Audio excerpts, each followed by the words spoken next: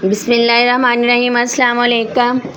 आज मैं आपके लिए नगेट्स की रेसिपी लेके आई हूँ जो कि बहुत ही ज़बरदस्त बनते हैं। बच्चों को तो वैसे ही बहुत ही पसंद है, बहुत फेवरेट होते हैं, तो बड़ों को भी बहुत पसंद है।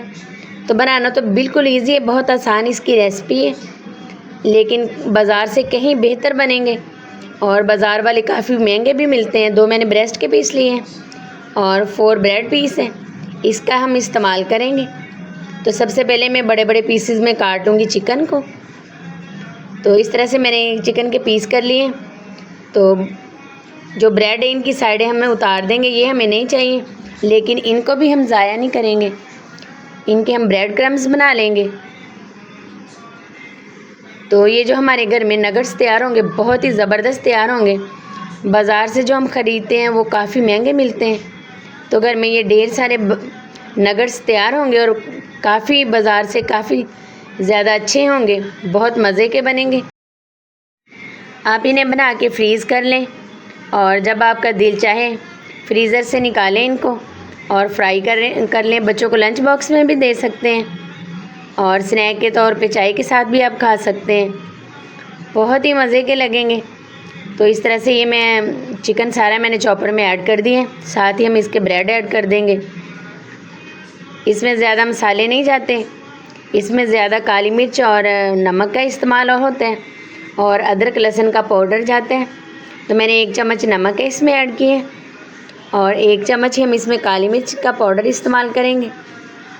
तो लेकिन मैं इसमें थोड़ा सा हल्का सा स्पाइसी टच देने के लिए इसमें कुटी हुई दड़ा मिर्च ऐड करूँगी। आप ये दड़ा मिर्च ऐड करना चाहें तो कर सकते हैं, वरना स्किप भी कर सकते हैं, लेकिन इससे फ्लेवर और भी ज़बरदस्त आएगा। तो लेकिन इसमें ऐड नहीं होती नगेट्स में, लेकिन मैं इसमें ऐड कर रही हूँ, इससे जायका मुझे बहुत ही पसंद आता है और बच्चे भी पसंद करते हैं।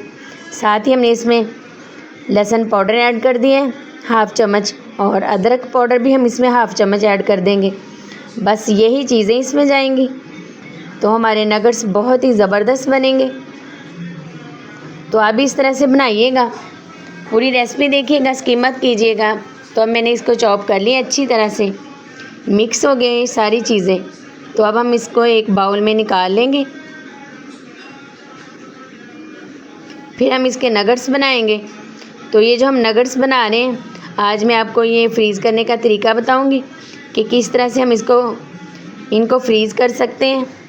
तो ये नगेट्स हमारे ख़राब नहीं होंगे, 1 से 1.5 माह के लिए बहुत ही ये ज़बरदस्त रहेंगे।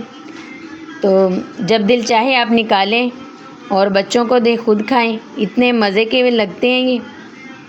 तो ये मैंने एक अंडा लिया है, इसको मैं अच्छे से फेंट लूँगी इस तरह से।